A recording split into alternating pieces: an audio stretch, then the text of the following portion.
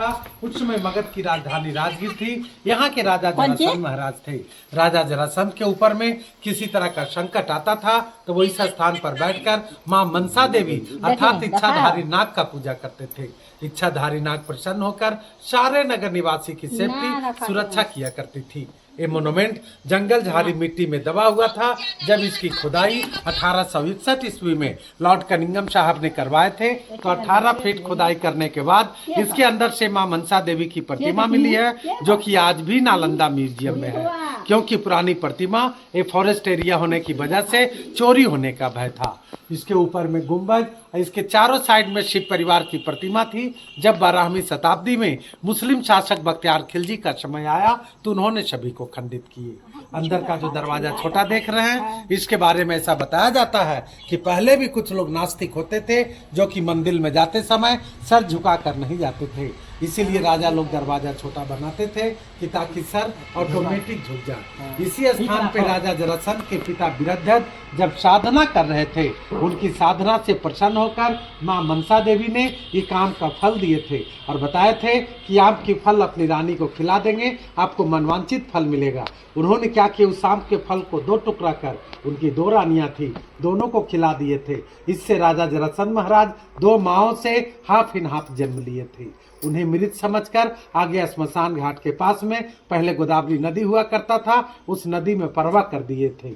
माँ यहाँ से जाकर उस मांस के लुथरे को आपस में दोनों मांस के लुथरे को छानकर अपनी शक्ति से 10,000 हाथी का शक्ति देकर राजा वीरध्वज को हैंड ओवर किए। प्लस राजा वीरध्वज को बोले कि राजन, आप पुत्र के योग्य नहीं है, क्योंकि मैंने आपको एक आम का फल दिया था, आपको किसी एक बहू को खिलाना चाहिए था। आपने उस आम का टुकड़ा करके इसकी जरासंध को, इस बच्चे को जो है आपने मृत कर दिए।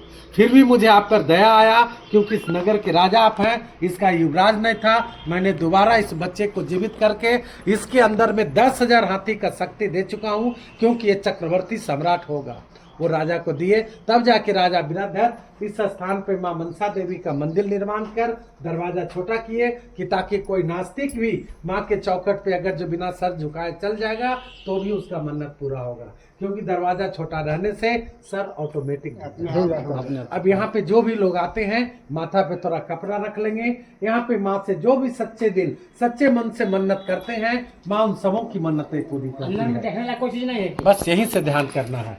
आप लोग जो मन में श्रद्धा रखेंगे, घर में किसी भी तरह का बुरा छाया, किसी प्रेत दोष हो, घर में संस बरकत नहीं हो रहा हो, तो अपने अपने नाम गोत्र लेकर के माँ से मन्नत करेंगे। माँ आप सबों की मन्नतें पूरी करेगी। माँ से जो मन्नत करेंगे अपने मन में रखेंगे। जब माँ आपकी मन्नतें पूरी कर देगी तो नवरात्रा या नाग पंचमी के समय 9 कुमारी कन्याओं को मीठा भोजन करा देंगे। माँ को यहाँ पे पूजा भंडारा होता है, उसके लिए सकल परिवार बाल बच्चों के नाम लेकर के माँ को एक डाली लगता है, जो कि माँ हेलो सबों का मन्नत पूरा करो माँ, सबों का घर हरा भरा कल से हम छुट्टी में आगे हैं इधर, यहाँ हम जा रहे हैं नेपाल। तो सर जी नहीं है कि कोई भी नहीं है माँ।